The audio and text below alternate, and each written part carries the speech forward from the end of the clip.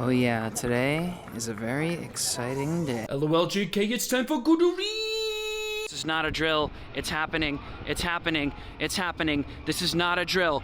Folks, it finally happened. For the first time in my life, I left the confines of the US and traveled across the pond to ride some coasters. Before 2025, I had never gone to an international theme park in my life. I almost went to Europa Park last year, but then I didn't, and I almost immediately regretted it. And after years of slurping up serviceable stateside Six Flagses, I was starting to get the itch for something a little bit more. So we coordinated a trip. A Euro trip. 8 days, 4 parks, 2 countries. I know that doesn't sound very ambitious, but I also want to do some sightseeing in Paris and London, okay? The trip would go like this. After flying into the cesspit that is Charles de Gaulle Airport and spending a day in Paris, we'd venture outside of the city for 2 almost full days at Parc Asterix, home of some legendary coasters and... Goodery. My beloved. Then we would make our way from Paris to England, where we would hit up 3 parks. First, the local jaunt, Thorpe Park, fresh on the map from last year's Titanic edition Hyperia, then up to one of the most famous amusement parks in the world, Alton Towers, and finally capping the trip off by the seaside at the historic Blackpool Pleasure Beach. Along the way, we would get some laps on some legendary coasters. Parc Asterix has the celebrated Intamin Tatis and the acclaimed Invert Osiris. Thorpe Park obviously has the massive Hyperia, but also a solid bench filled with coasters like Nemesis Inferno, Swarm, and Stealth, which several people have told me is actually the best Intamin hydraulic launch. Alton Towers is famous for its tree-line limit, which has led to some truly bizarre designs such as Galactica and Oblivion, but their most impressive achievement is undoubtedly shoehorning the 14 inversion Smiler under the canopy.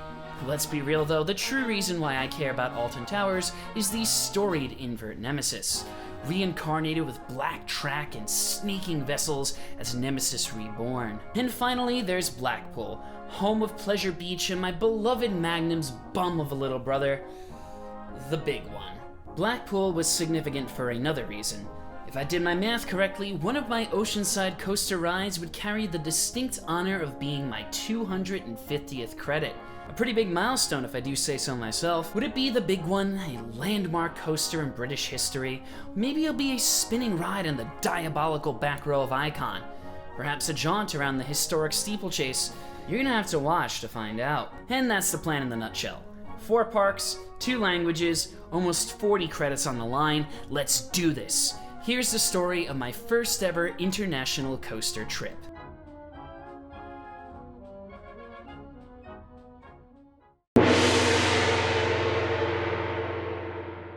Bonjour everyone and welcome to Parc Asterix in somewhere France. My first international park, and what a special place it is. It's got some incredible roller coasters like the phenomenal B&M Invert Osiris, Two Tatis, Pantheon but better. But let's be real, you all know why I'm here. This guy, right behind me. That's right. I've come 5,000 miles to ride what is apparently the worst roller coaster in the world, Goodery. I'm gonna ride it a bunch of times. Okay, don't worry, I promise we're getting to Goodery, but it's early entry. And first things first, we're gonna go ride Osiris. Osiris has a really cool layout. It's just like tangled in and around the whole area. I mean, look at this helix that wraps around the queue line. Guess that's the first train of the day.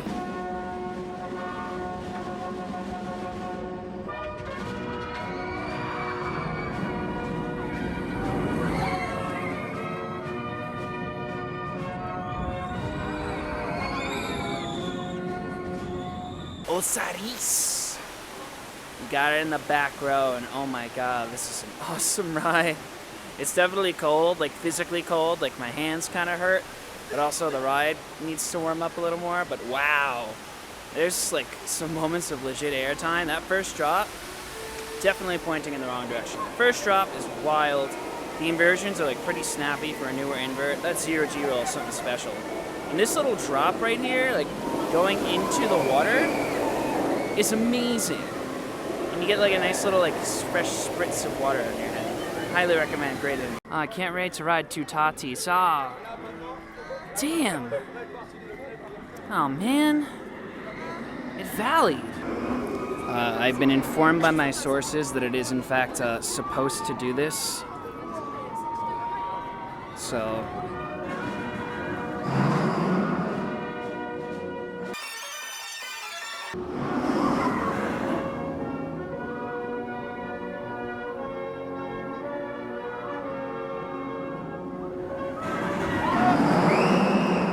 Having never been on Pantheon, I can say definitively that that ride is definitely better than Pantheon. But it does have this problem where it keeps rolling back. I mean, good thing they put this backwards spike up there to like catch it. But it seems like a pretty big design flaw. Maybe they should just like, you know, fix the launch, make sure it can get over in one shot. Famed Impressionist painter Salvador Dalí. Oh my god, this is so cute. Look at this. It's like we've stepped into a little medieval village. Look, they're smiling. Asterix.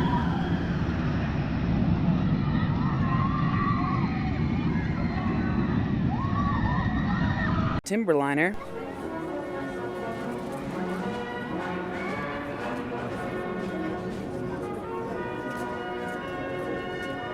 Zeus. Oh wow, that's a rough one. That's a very rough one. Fun layout, but goddamn, that tracks terribly. Like worse than Predator at Darien Lake bad, but I kind of had fun with it. We'll see if I'll be able to ride it again after riding Goodery a bunch, because I feel like I'll probably have a headache.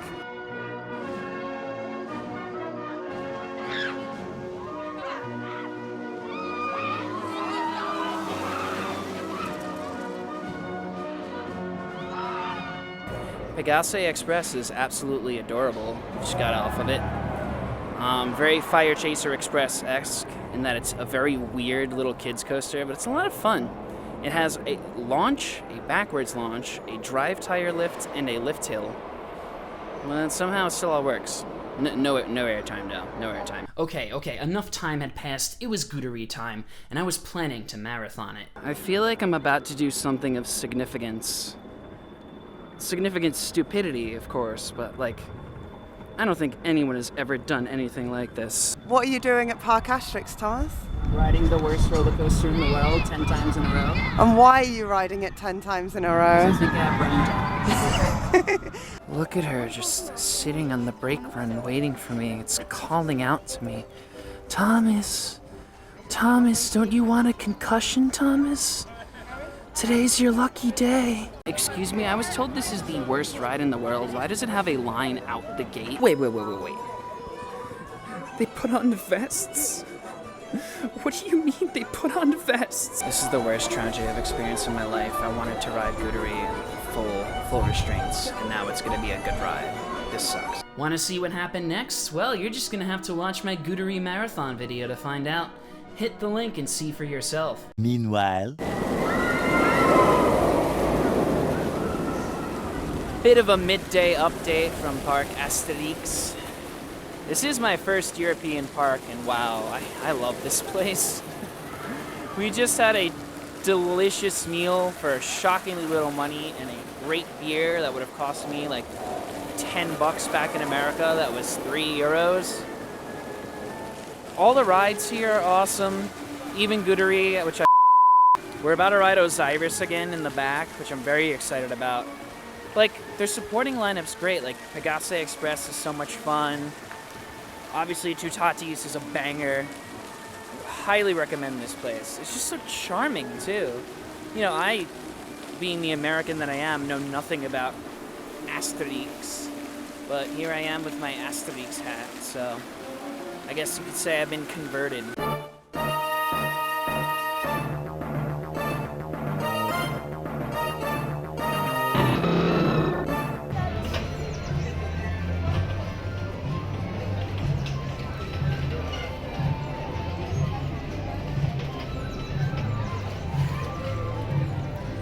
Oh, sweet, it's Bonbon Land. Oh, I'm so ready to ride the dog fart coaster. Please note that we did not actually go to Bonbon Land on this trip. We finished up our day at Parc Asterix with one more ride on Two Tatis, and then left the park to catch our flight over to a place where I actually understood the language.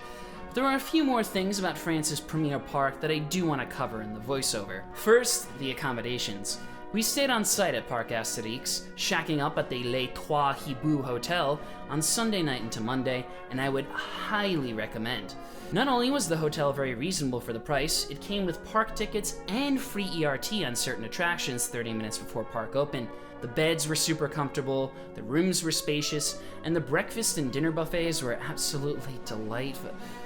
Oh god, I just started thinking about the bread again and got distracted. And everyone at the hotel was super nice. Very out of character for the French people. Chant du Depart was a pretty fun and exciting mock bobsled. I tried to record a reverse POV and on-ride reaction during the ride, but my ancient GoPro 5 ceased to function after about 2 seconds of recording, so that didn't work.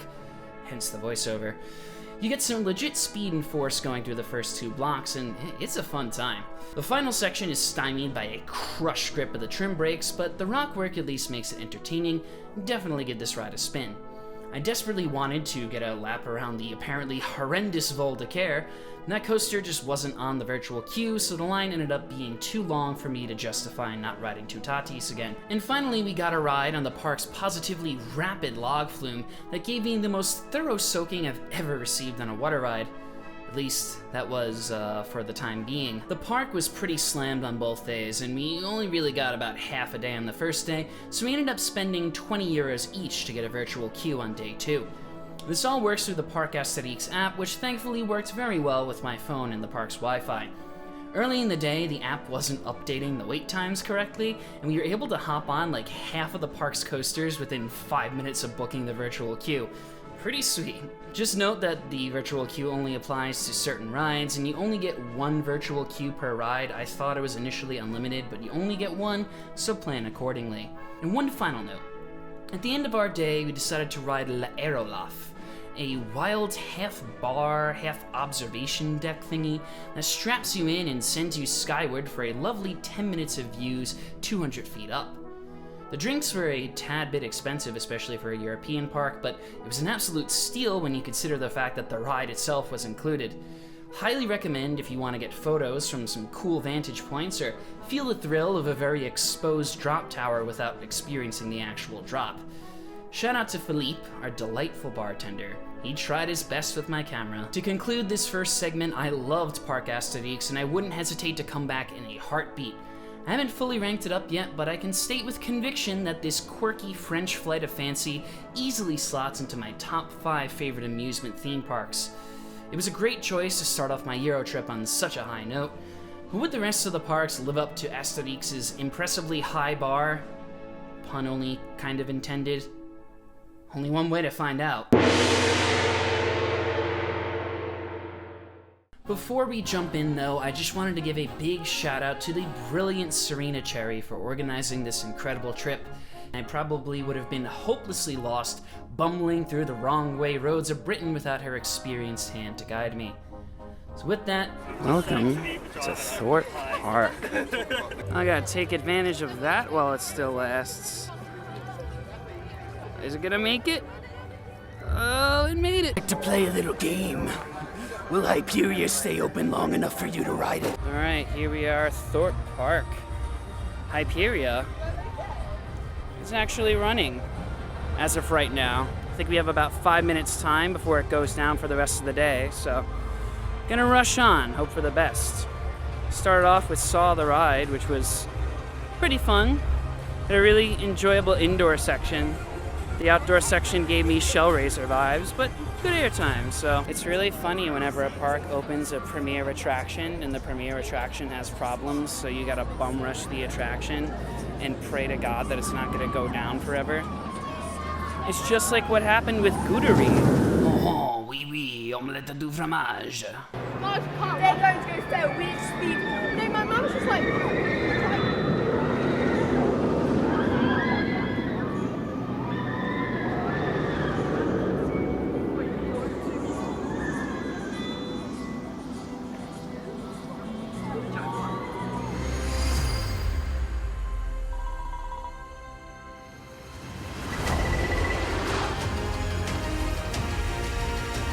We interrupt this broadcast with a critical update.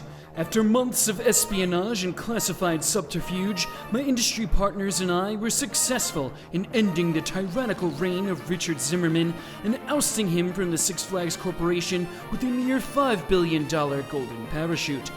However, this leaves the newly headless megacorporation in a vulnerable position for former Six Flags CEO and NFL comic book villain Dan Snyder to commit another hostile takeover and doom the company's future by replacing the legendary King Dakar with an underwhelming mock shuttle. Please like and subscribe to the channel so I may strengthen my powerful industry connections and commit the subterfuge necessary to ensure that Mr. Snyder does not get what he wishes. Thank you. We did it. I got on it. Oh my god. This thing is a monster. It's awesome. Incredible air time, great hang time. It's just like the way every element is profiled is like perfect. It's comfortable. I got row 9, rode single rider, and I'm like, yes, right in the back of the train. The only few things I would say is obviously it's short. 2, the trim absolutely sucks.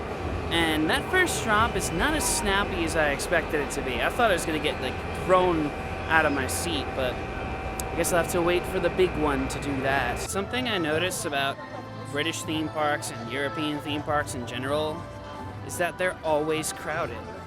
Like, it is a Wednesday in April, and all the coasters have at least a 45-minute to an hour line, including like Colossus, which apparently sucks. I don't really understand it. I mean, maybe it's like a holiday, but I had this perception in my head from the American parks that we would just be walking on to everything because it's the middle of the week and it's kind of cold out. Obviously, I'm wrong. I guess 55 degrees and partly cloudy is the nicest weather that any British person has experienced in the past year, so that could be it. Would you like some jelly tots, or fruit pastilles, or berry hearts?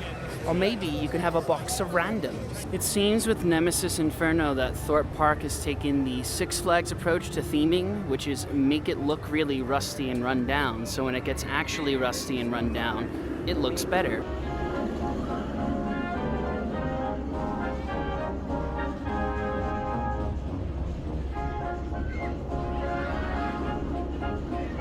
Nemesis Inferno, pretty solid. Feels like a bat clone with like a Raptor-esque helix at the end and this really cool pre-lift section. I'm a fan. It's still a little early in the day. I feel like all the rides have a little more warming up to do, but this is good. Don't worry guys, it's gonna open anytime now. It's gonna open anytime. Stealth's gonna open up.